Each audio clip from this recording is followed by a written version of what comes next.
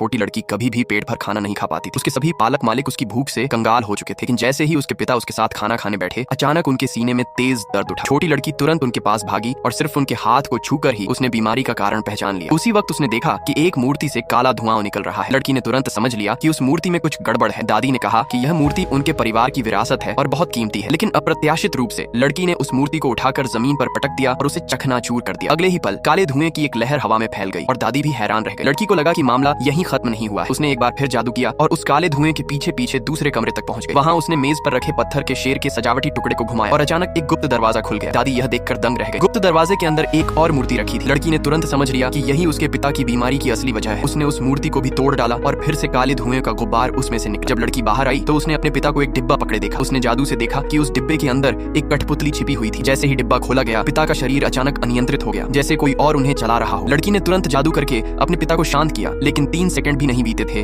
कि वे फिर से नियंत्रित हो गए। पिता ने पूरी ताकत से अपने होश को वापस पाने की कोशिश की। तब लड़की ने झट से एक ताबीज निकालकर उनके ऊपर चिपका दिया। संकट की उस घड़ी में पिता आखिरकार सामान्य हो गए, लेकिन कठपुतली का जादू अब लड़की के शरीर में आ गया था और अब उसके शरीर ने भी अपना नियंत्रण खोना शुरू कर दिया। उस निर्णायक पल में पिता ने पूरी शक्ति लगाकर अस्थायी रूप से अपनी बेटी के शरीर पर काबू पा लिया।